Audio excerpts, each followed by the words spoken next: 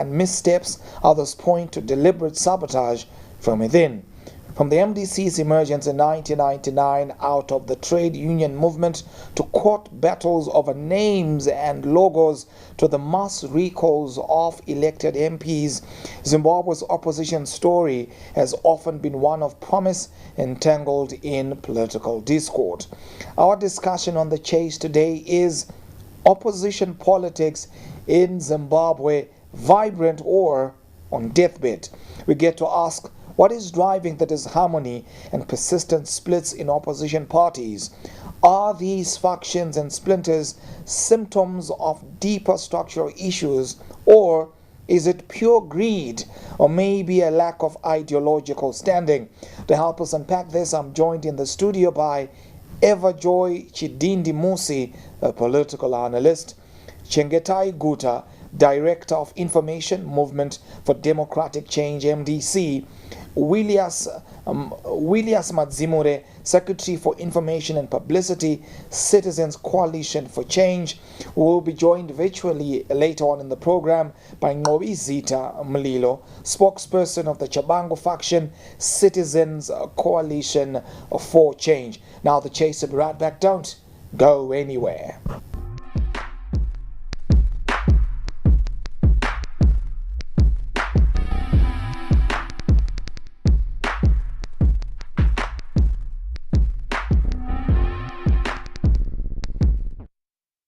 Welcome back to The Chase, Zimbabwe's premier current affairs program. I am Eben Mabunda. Now please note that all the views expressed on the program are those of our guests and do not reflect the views of Zim Papers Limited or those of ZTN Prime.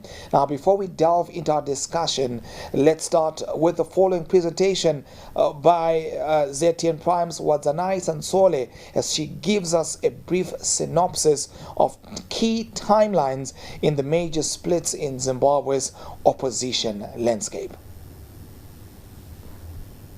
Through the splits in the opposition. You'll find that the original MDC was formed in September 1999, and since then there have been two major splits in 2005 and 2014. So we'll start from the beginning when the first split happened. A group led by Professor Welshman Ngube later split into two, with another referred to as MDCM and was led by Professor Atam Tambara. This left Morgan Tsvangirai with the MDC Tsvangirai, which was known as the MDCT. But before that split, there had been an earlier fracture leading to a new formation called MDC 99, led by Job Sikala. And then fast forward to 2014, an internal strife within the MDC culminated in another split when some members accused Tsvangirai of failing to provide effective leadership. This led to the formation of the MDC renewal team, which later evolved into what was called the People's Democratic Party, PDP, led by Tendai Biti. Hardly a year after it broke away, the MDC renewal team also split, with Elton Mangoma announcing the formation of the Renewal Democrats of Zimbabwe. And then you'll find that in 2015, the People's Democratic Party, PDP, was officially launched in September 2015. At their breakaway in 2014, they had initially called themselves Movement for Democratic Change, Renewal. And the president of the PDP party was Tendai Biti. Taking you to 2018, Morgan Tsvangirai's death. The division persisted after Morgan Tsvangirai's death in February 2018. And Nelson Chamisa controversially assumed leadership of the MDCT as one of the three vice presidents. Chamisa went on to lead the MDC alliance in the 2018 elections, but during the elections, the party faced challenges from rival factions using the same Movement for Democratic Change name, and Thokozani Kupe also contested using the MDCT name. And in 2018, before the 2018 elections, the People Democratic Party, PDP, also split after Tendai Biti and other party officials joined the MDC Alliance electoral bloc, with a breakaway faction being led by Lucia Matibenga in an interim capacity. And then going to 2020, Douglas Monzora was elected as the president of the MDCT during an extraordinary Congress held in December 2020. And his election was marred by accusations of violence and rigging from his opponents, including Kupe. After the Congress, Coupe and other party officials expressed their dissatisfaction with the election results, claiming that they were manipulated to favor Monzora. And then in early 2022, you'll find that Nelson Chamisa took a formidable number of former MDC party members to form a new political party, the Citizens Coalition for Change, CCC. And then Dr. Coupe also emerged as the leader of another faction claiming legitimacy under the original MDCT name. In 2025, confusion still reigns supreme in the opposition ranks. There are multiple MDCs, with Morgan Komichi claiming to lead one, while Elias Mudzuri also claims to lead another. Douglas Monzora is claiming to lead another one as well. The CCC is now officially led by Welshman Ncube on a rotational presidency. However, debate is on who really controls the party, with Sengezo Chabangu also allegedly fighting to control the party, while there are allegations that there is a splinter faction led by people loyal to the retired founder, Nelson Chamisa. And they're giving us a breakdown as well as an indication of the teensy-weенsies and as far as the timeline of the splits that have taken place within Zimbabwe's major opposition party or parties, as it were. Now, to break the ice based on the trend that's been presented here, what is your overall assessment of the state of opposition politics here in Zimbabwe? I'll start with you, Williams. Thank you very much for inviting me. The Zimbabwe opposition, particularly after the events that happened recently, can be described to be in a state of strategic paralysis. The reasons are very, very simple. After the elections of 2023, the CCC had gone into an election as usual, like what any other opposition party does. It had its members of parliament, it had its signatories who would sign for those members of parliament. So according to the Electoral Act, it is the party that sponsors you into parliament that has authority to invoke even the constitutional section 129K that can allow a member of parliament to be recalled from parliament. So because of what then happened soon after elections, the opposition, the main opposition, which was bestowed by the people of Zimbabwe, because you all know that the CCC got almost 2 million votes and more than 100 members of parliament, elected members of parliament, constituting over a third of the members of parliament. But then what then happened after that is what has caused what has resulted to the situation that we have in this country, which I can describe as strategic paralysis or struggling to recalibrate as the opposition. Strategic paralysis, you call it. Shengetai, your take on the state of opposition politics in Zimbabwe? Well, thank you for having us, Eben. And just quickly, I think, if I might add a bit more to what my colleague has said, perhaps a bit more profound, I must say.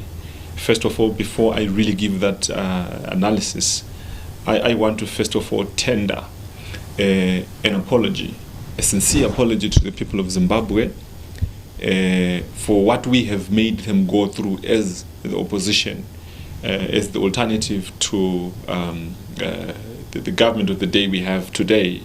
An apology because we deferred a dream that all Zimbabweans were really expectant of, well, because of the very things that you described at the very beginning of this this program. And I think the fact that we had part of the opposition, however, under disputed conditions, because some of us did not participate in the election for reasons that we felt were sincere and principled, because of the delimitation report and all the other things that then followed to the election. Do you also apologize for that?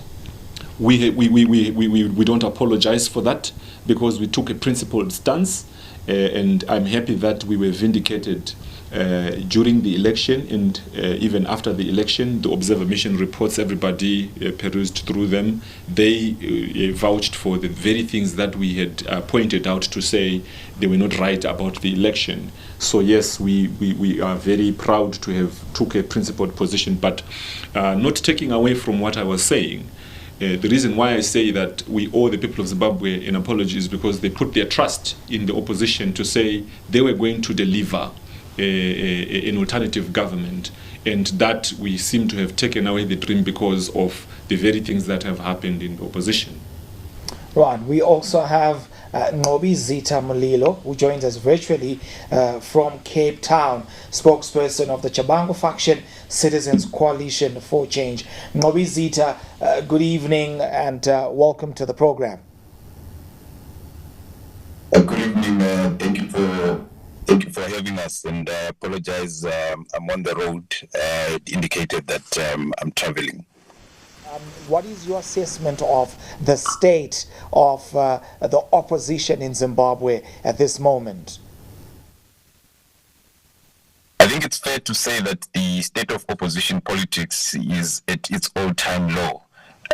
It is quite evident that we have failed to deliver on the promise of 1999.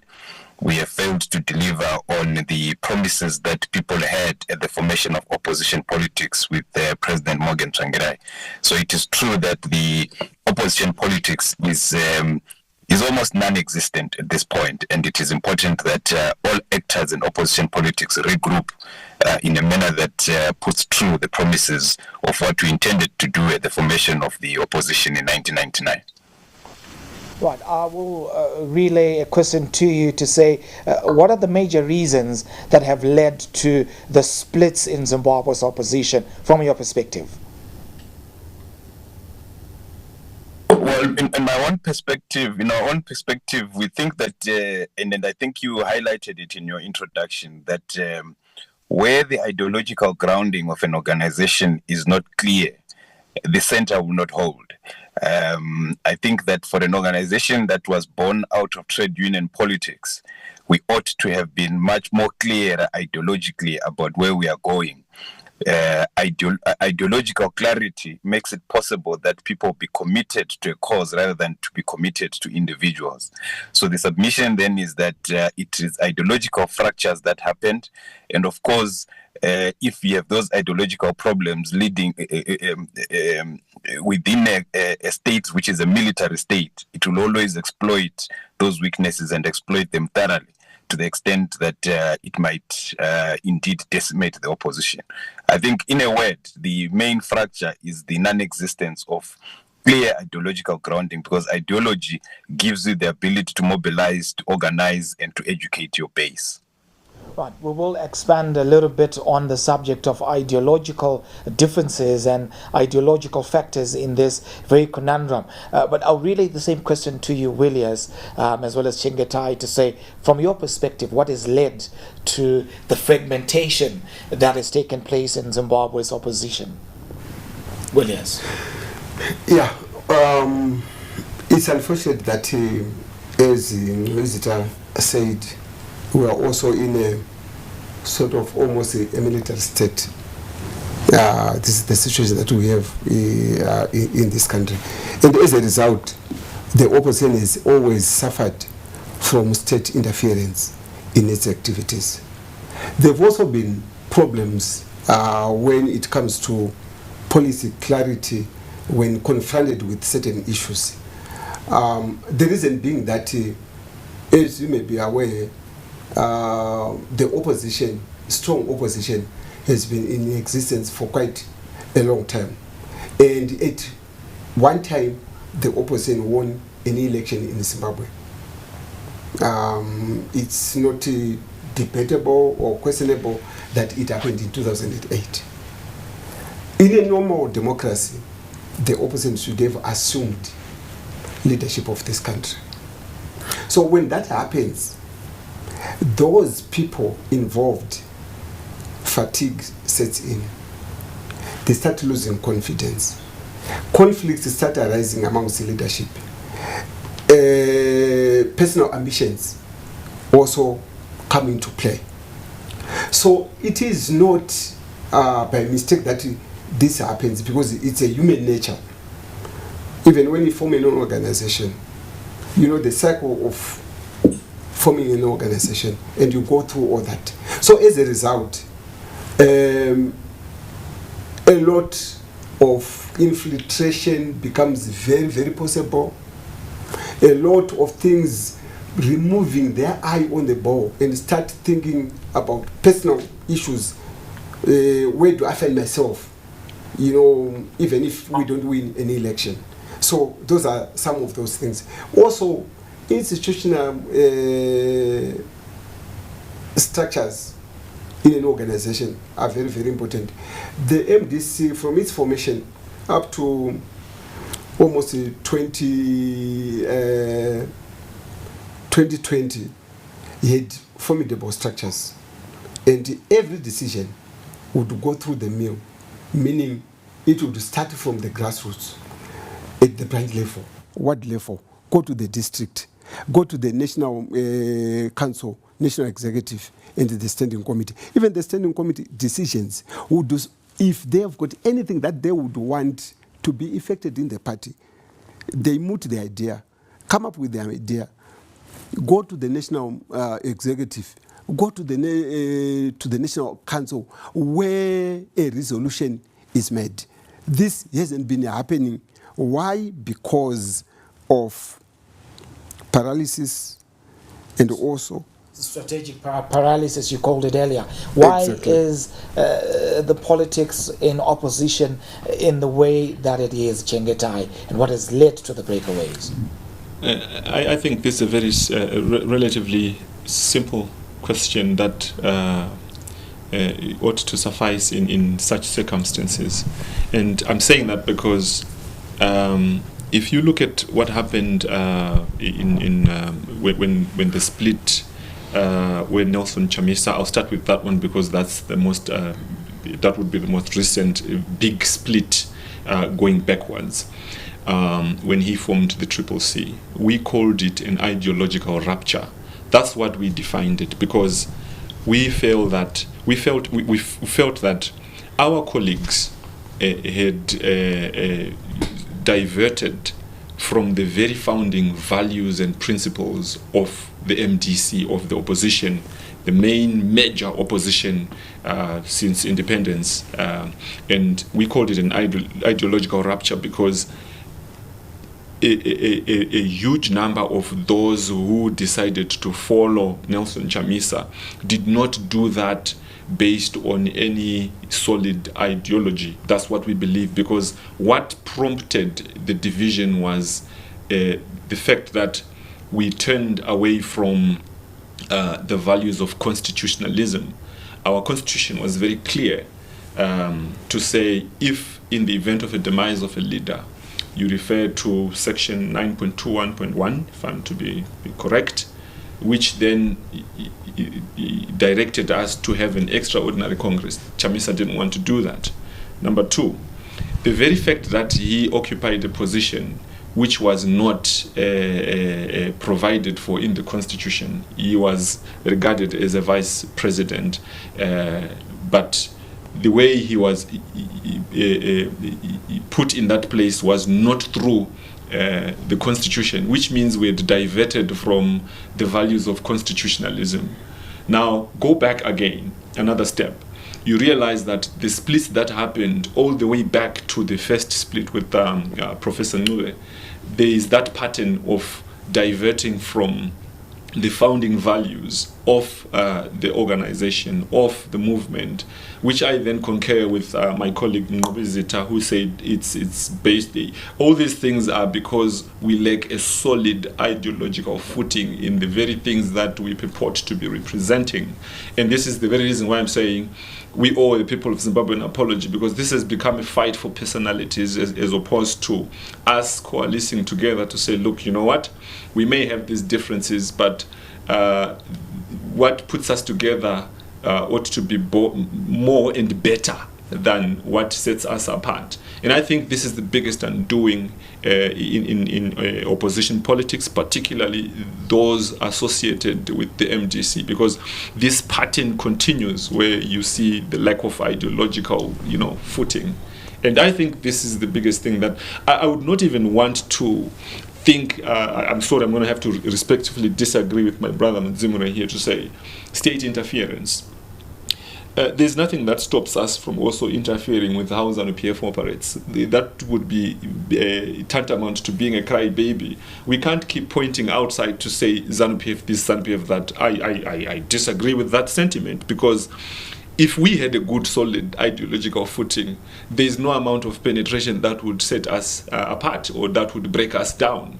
And if you see all these fights, if you really look into them, and I'm saying this because we've stayed true, we remain MDC. We've had all these splinters, and when the CCC was formed, this is what we did as the MDC under the leadership of President Douglas Monzora. We said, let us have all the remnants of the MDC, consolidate them back into one MDC so that we don't have all these splinters because it ends up confusing. And that has not translated to its physical equivalent, has it? That's why we're here. It did. Now, Everjoy, may you speak to us about your perspective? You've been a part of the opposition as a lead spokesperson in one capacity before, and now you find yourself as a political analyst. Given the exposure that you've had in opposition politics, what is your perspective on the state of affairs and what's behind the splits that have characterized Zimbabwe's opposition politics?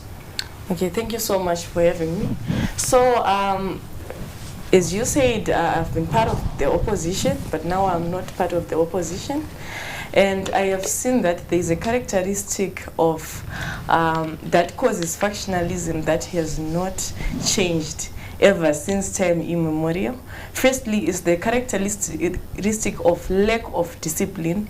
There is lack of discipline in opposition politics because fights are there, even the ruling party. Fights are there, people fight, people have disagreements, people have arguments. But in opposition politics now, there's this culture of not being able to fix conflicts. There is this culture of having a weak system of conflict resolution that then leads to these splits happening. And also there's a lot of power hunger and leadership battles. This system of power hungry caused by, people have their own selfish interest. One has to fulfill their own demands and their own needs. It leads to then forgetting, they tend to forget the true ideology and the true reason why they are in the opposition, the true reason of why it is a movement for opposition in the first place.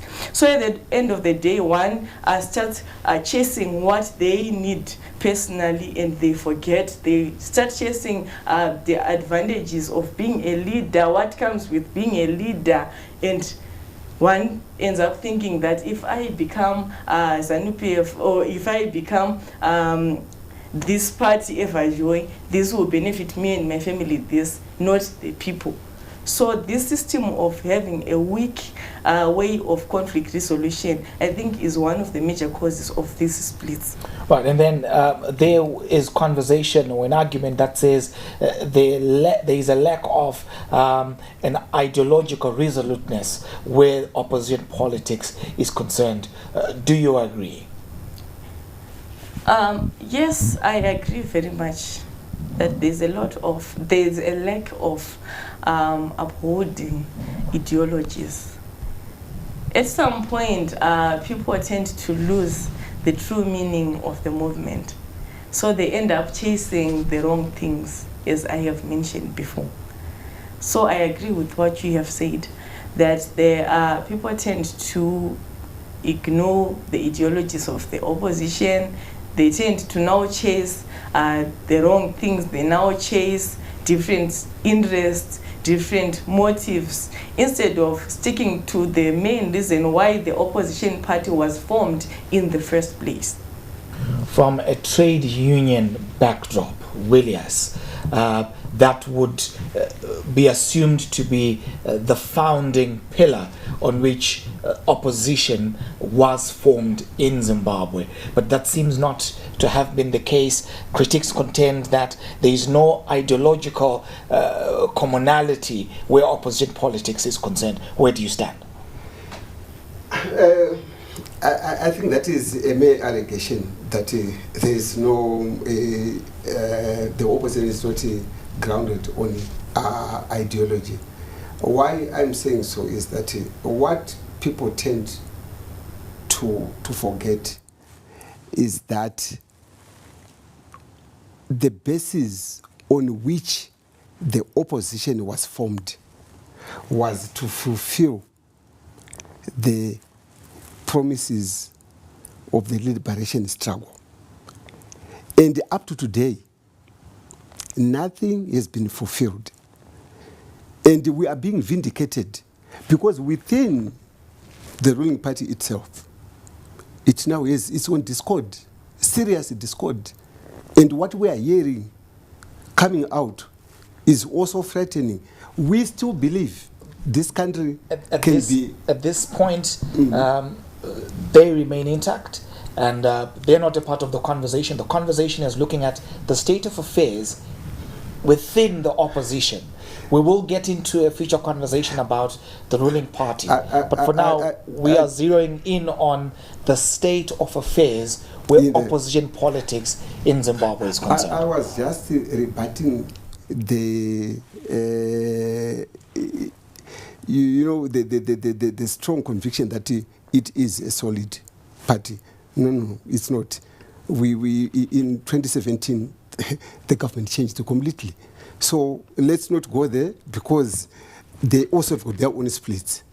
I want to respond to what my colleague, Mr. Gutu, was saying, that we can't blame the state, or we must also infiltrate the state. We were not formed to do the terrible things that we don't believe in. You cannot infiltrate another party. Why do you do so? What do you want to achieve? If you are confident that you are in control, you are confident that you can offer an alternative to the people of Zimbabwe, you don't need to infiltrate. And we have been vindicated over and over again by the number of votes that we get. And also under very difficult conditions. The past election, 2023, Kambuzuma, my former constituency, didn't have ballot until 10 p.m. How do you expect people to wait for that long? And when you don't get the numbers from that constituency, you can't then say because people didn't wake up to go and vote, there must be something wrong. Then I go on. A conversation around the Zimbabwe Electoral Commission. Conversation is steering on why do we have the splits that we are seeing in opposition politics in Zimbabwe. Time for us to take a breather. When we come back, we continue with the subject of conversation, the state of opposition politics in Zimbabwe. The Chase will be right back. Don't go anywhere.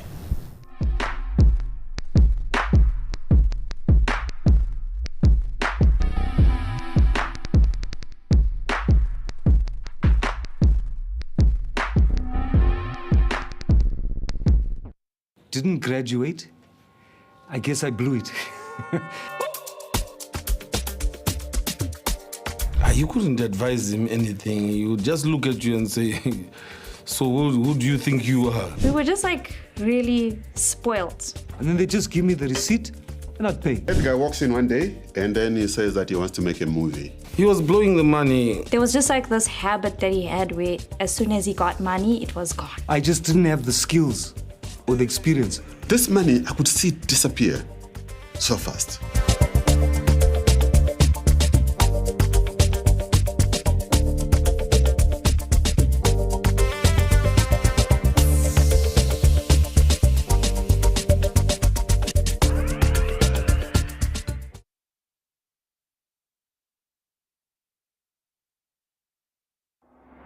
Harare. Tune into the beat. Capitalk 100.4 FM, your source for news, business, sports, fashion, and more. Experience the pulse of Harare's culture and lifestyle. Capitalk 100.4 FM, Harare's top radio station. Join the conversation with Zimbabwe's top personalities. Subscribe now for fresh and infotainment content daily. Capital 100.4 FM, Harare's heartbeat.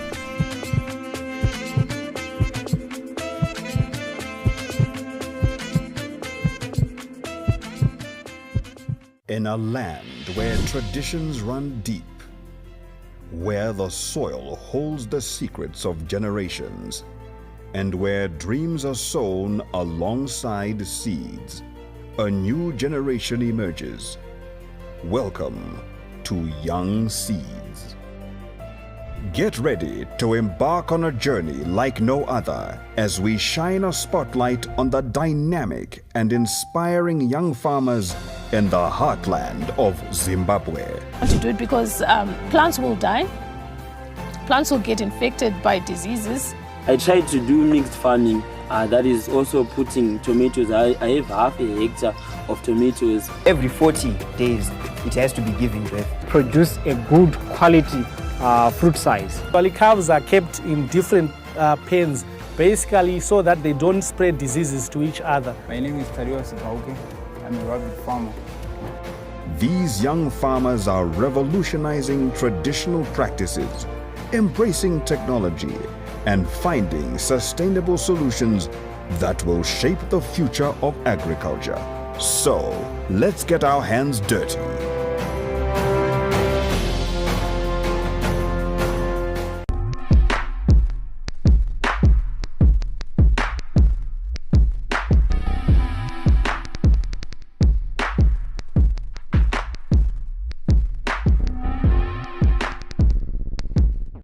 Welcome back to The Chase, Zimbabwe's premier current affairs program. I'm Eben Nabunda and we're coming to you from Zimbabwe's capital, Harare. We are discussing the state of opposition politics in Zimbabwe. And of course, we have representatives from different political parties within the opposition, as well as the multiple facets within the Triple C, as it were. And now, before the break, we heard from Willius about what he believes to be the state of ideology where opposition politics is concerned. Now, picking up from where we left off, Chengetai Williams said that they will not infiltrate and they will not be crybabies, as it were. What is your position? Well, I only remarked as such to try and address this, in my view, in my respectful view, this feeble accusation which I always get to hear from my compatriots in the opposition, that, you know, they always point the blame at ZANU-PF. I totally disagree with that. We have to look inside, concede to our mistakes, correct ourselves and become better. That is how I see things, and I totally disagree with this whole point of accusing ZANU-PF of infiltrating. What stops us from also doing, when I said infiltrate, I'm talking along the lines of gathering intelligence that works to the advantage of yourselves in terms of the whole agenda of wanting to assume the highest office. But that aside, going back to the issue of ideology, and I said earlier on that when we split with the Triple C, when we split, which resulted in the formation of the Triple C, we called it an ideological rupture.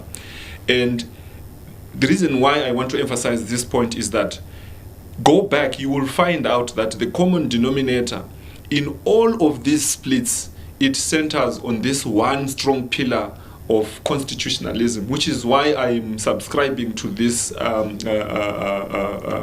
understanding that what we lack in the opposition is a good ideological footing, because if we had that, surely we should have been in a position to be able to respect the very founding values and principles of our movement. And one of those founding values was constitutionalism. That's why I picked on that one alone and left the others, because right now, if you look at what's happening in the Triple C, you realize that the fight is to do with the Constitution, which is the very thing that when they left, they had refused, because we were faced with two options. One of populism.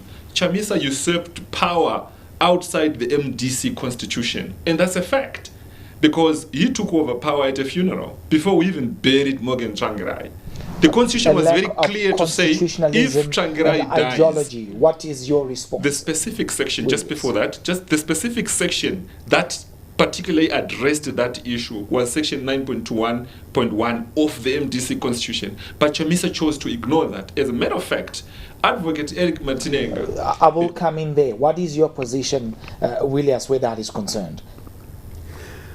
We believe in constitutionalism where we fail because we have failed to observe the constitution. There's no any excuse as far as that is concerned. I do agree that we should have gone to a Congress to elect a leader. There were various arguments as to was it possible to do it then, or it was impossible.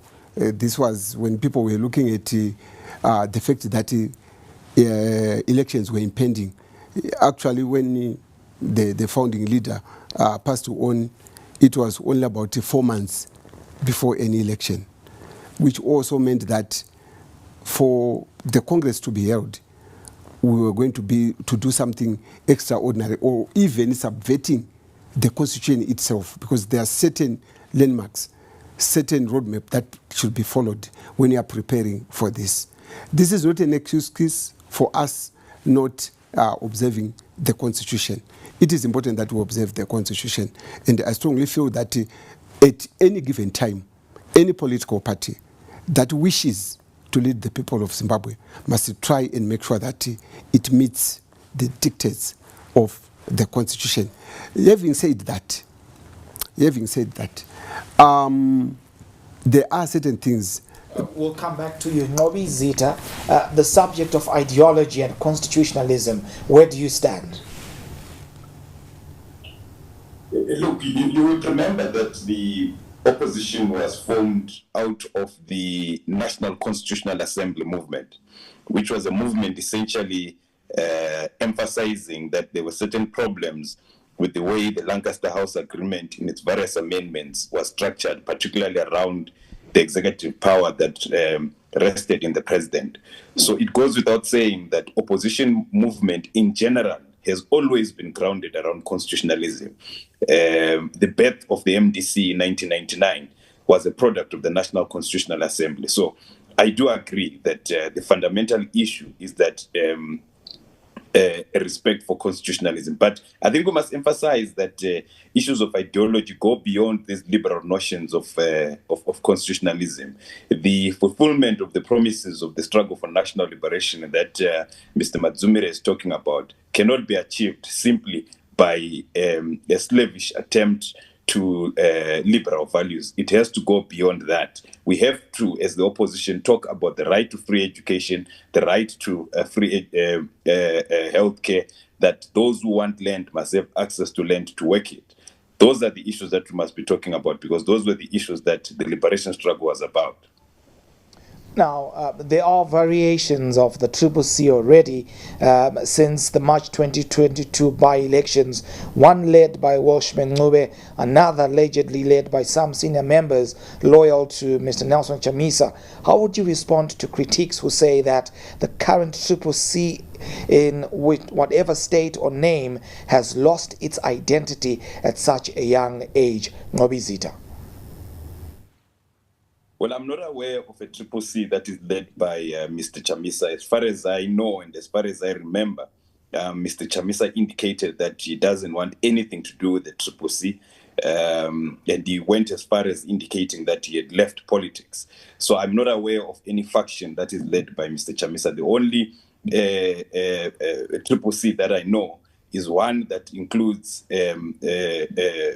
Professor Welshman Ncube, Senator Senzo Sengezo Shabangu, Mr. Madzimure and the rest of our comrades. I'm not aware of any other faction of the CCC. I'm agreeable to that, but there would be links of some sort of within some of those quarters that have some links directly or indirectly to the former leader. But the question here is,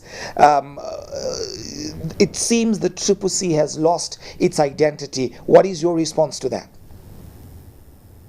CCC has not lost its identity. You would obviously understand that it's a party that is going through difficulties and self-evident difficulties. And those difficulties arise from the fact that we had a leader who abruptly left the party and left the party in a state of paralysis.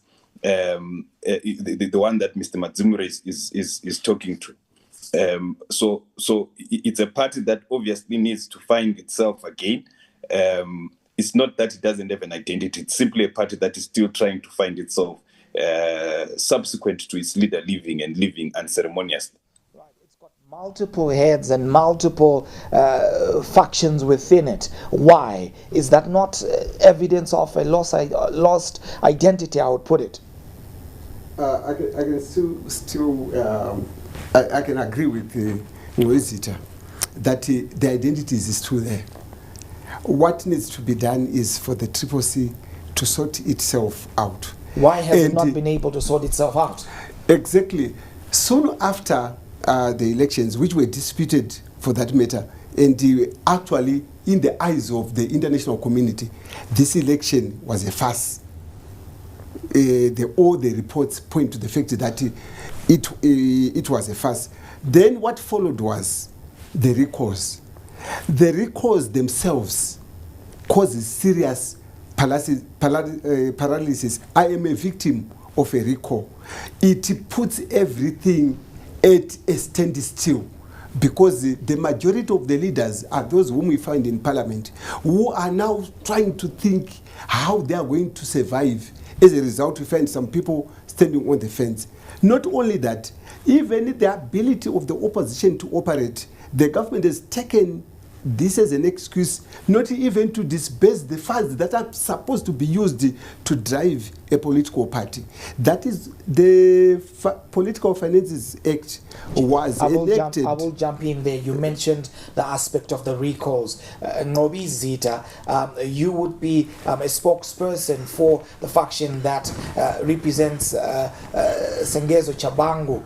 May you speak to the legitimacy of the recalls that we saw, of course, being effected? Yeah, but you keep talking about the faction, and we are saying that there's no such thing. So I think we should correct the characterization, and I think that's important. There's no such thing as a faction. There's only one CCC, and that CCC is going through its own problems, and those problems will be resolved. The issue of recalls. There were an exigency that arose out of the circumstances that the party was at that point. We have been past that road.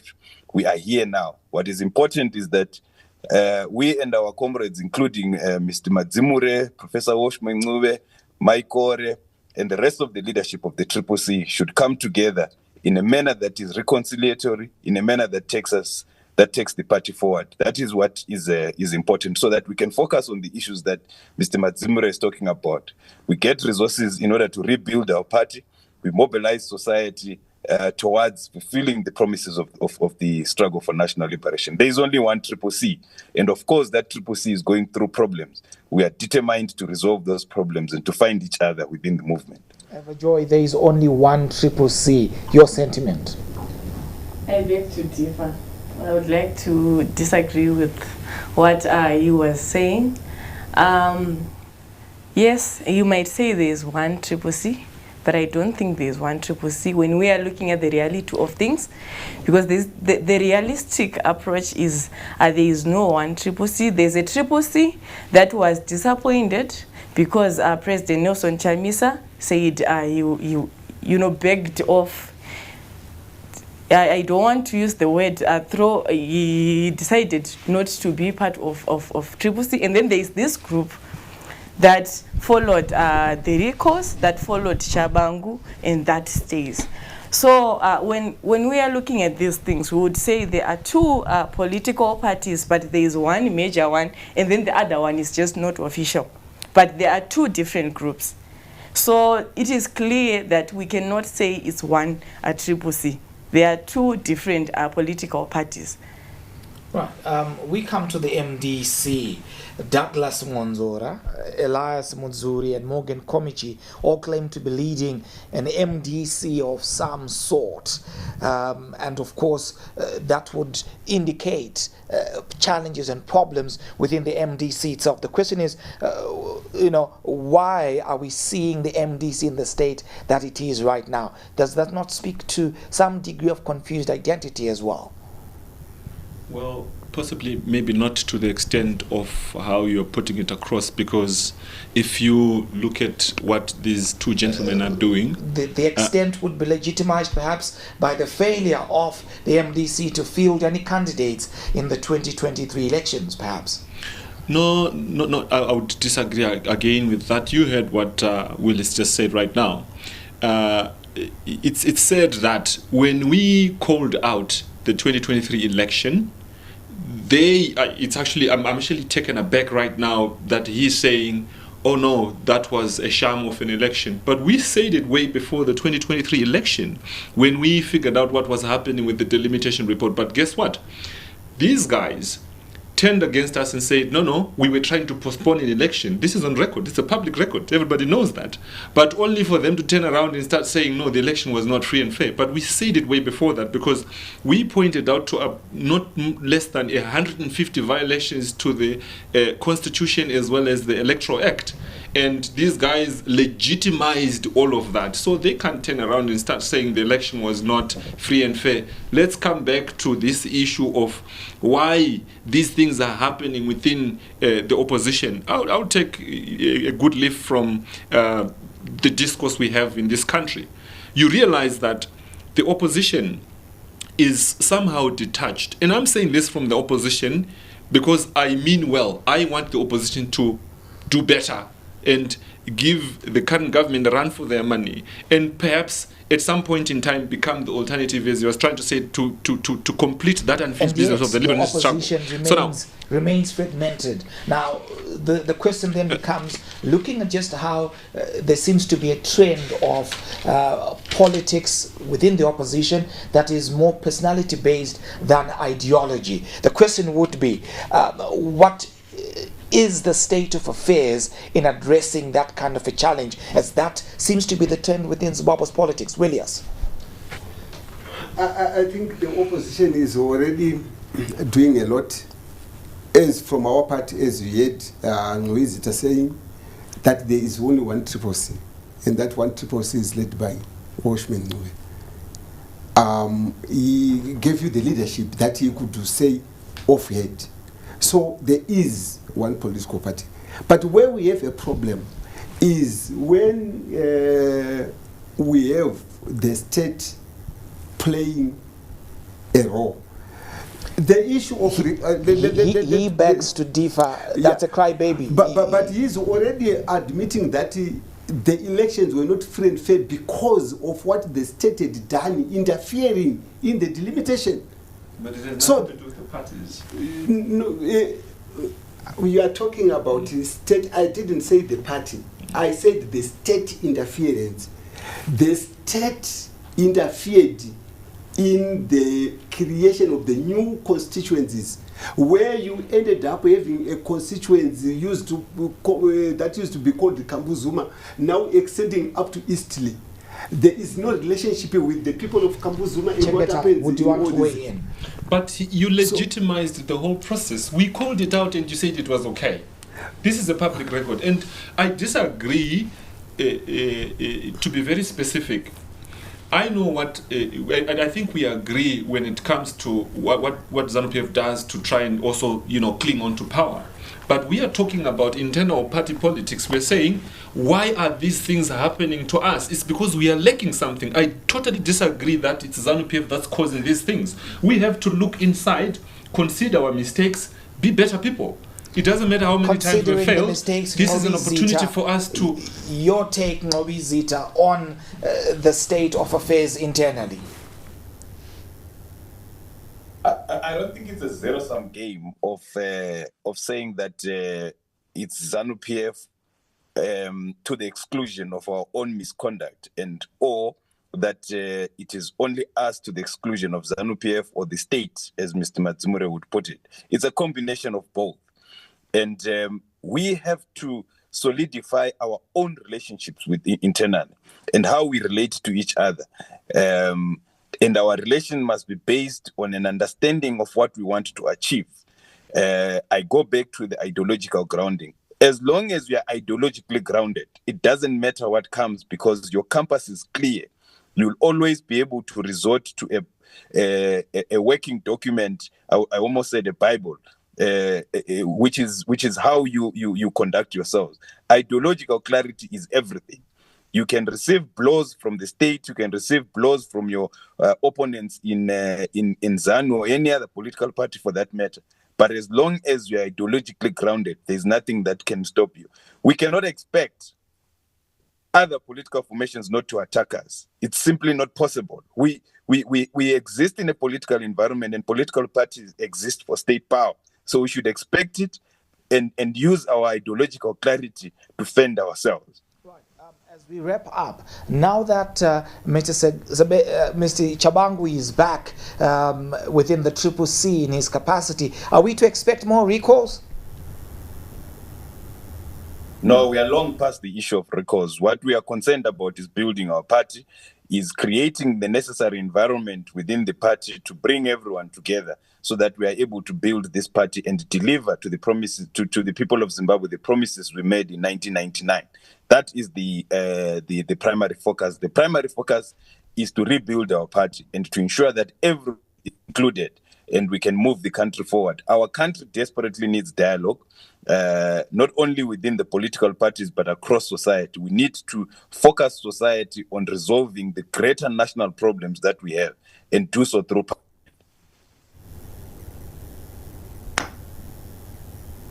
But we seem to have lost him there. But then back again to this very conversation, Everjoy, what is your sentiment when you look at the landscape, the fractures within the CCC, as well as the disharmony that exists even against the MDC? My sentiments are, firstly, they have to start by engaging, making people part of them. They have to know what the people really want, and they have to put the people first, to honor also their ideology, because what I understand is they have an ideology that is in favor of the people. So firstly, if they start by making their people their priority, then they will be able to fix their conflicts, and they will be able to move on and let bygones be bygones, as Nobizita was saying. So that is what I think. If they want to have unity and start afresh, they have to start by making people a priority first. Right. I will make reference to what the late academic Dr. Alex Magaisa once wrote, that forming a new political party has got its benefits as well as its opportunities.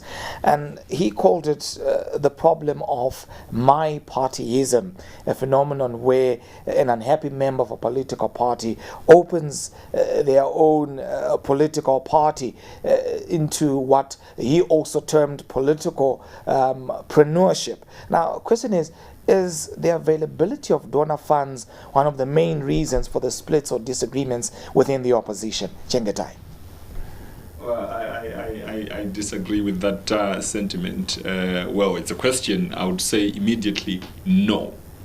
I don't think this has anything to do with donor funding. This is an accusation that has always come from across the political divide. And we know that it has always been leveled against us with the very intention of alienating us from the general public, alienating us from the electorate, to assume the fact that this allegation is usually supported with the fact that the opposition is supported by the West and this and that, but that is just political mudslinging, and it has no single grain of truth in it. Because what we know right from the formation of the MDC is that it was supported by the workers' movement, it was supported by the general people. Their subscriptions are the ones that made us to be where we are. So we don't know of any of those allegations that have been leveled against us. It's not true. In 1 minute, if anything, in 1 minute, Williams, we are out of time. Is the dollar the driving force behind the multiple splits in just 1 minute? Not at all. What we simply have to do as the opposition right now is to make sure that we establish our clear governance structure. We make sure that we promote inclusivity. Whatever decisions we are going to make as the opposition, it must come from the people. We must enhance transparency and accountability within our parties as well. Because once we do that, we have safeguarded ourselves against any infiltration. Then also strengthen our institutional capacity. As the opposition, we must continuously develop our members so that they remain focused and know that this is our ideology. And we must also foster serious cohesion. Serious cohesion. We have run out of time. Would like to thank my guest, Eva Joy Chidindi, a political analyst, Chengetai Guta, Director of Information for the MDC, Willias Madzimure, Secretary for Information and Publicity, Citizens Coalition for Change, as well as Ngobi Zita Mlilo, Secretary, of course, the Citizens Coalition for Change, of course, in that particular capacity as a spokesperson for Mr. Sebenzo Chabangu. And of course, that's a wrap on The Chase this very evening. Do follow us on social media handles at Z Papers TV Network as well as at ZTN Prime. I'm Eben Mabunda. Thank you for watching and have a good evening.